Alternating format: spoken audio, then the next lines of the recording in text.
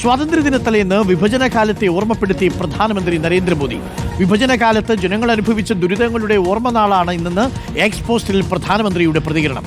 നഷ്ടങ്ങൾക്ക് മുന്നിൽ പുതിയ ജീവിതത്തിനായി ധീരമായി നിന്ന മനുഷ്യരെ ആദരവോടെ ഓർക്കുന്നുവെന്ന് പ്രധാനമന്ത്രി. പി ആർ സുനിലുണ്ട് കൂടുതൽ വിവരങ്ങളുമായി. പി ആർ സുനിൽ, സംസ്ഥാനത്ത് വിഭജന ഭീതി ദിനമൊന്നും കാര്യമായിട്ട് ആചരിക്കുന്നില്ലെങ്കിലും കേന്ദ്ര സർക്കാർ 2021 മുതൽ തുടങ്ങിയതാണ്. ഇന്നിപ്പോൾ പ്രധാനമന്ത്രിയുടെ എക്സ്പോസ്റ്റ് കൂടി അത് ഓർമ്മിപ്പിക്കുന്നു. എന്താണ് എക്സ്പോസ്റ്റിൽ പറയുന്നത് പി ആർ സുനിൽ?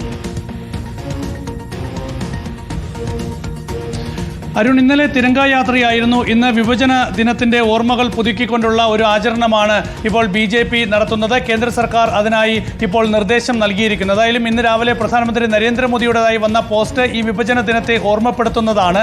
സ്വാതന്ത്ര്യത്തിലേക്ക് കടക്കുമ്പോൾ തന്നെ വിഭജന ദിനത്തെക്കുറിച്ച് രാജ്യം ഓർക്കണം എന്നാണ് പ്രധാനമന്ത്രി നരേന്ദ്രമോദി ചൂണ്ടിക്കാണിക്കുന്നത്. എല്ലാം നഷ്ടപ്പെട്ട ജനവിഭാഗങ്ങൾ ജീവിതം ഒന്നിൽ നിന്ന് തുടങ്ങാൻ ധീരമായ തീരുമാനമെടുത്തു. അപ്പോൾ ഇത് സാഹോദര്യത്തിന്റെയും ഐക്യത്തിന്റെയും സന്ദേശം കൂടിയാണ് ഈ ഒരു ദിനം നൽകുന്നത് എന്നുകൂടിയാണ് പ്രധാനമന്ത്രി നരേന്ദ്രമോദി പറയുന്നത്.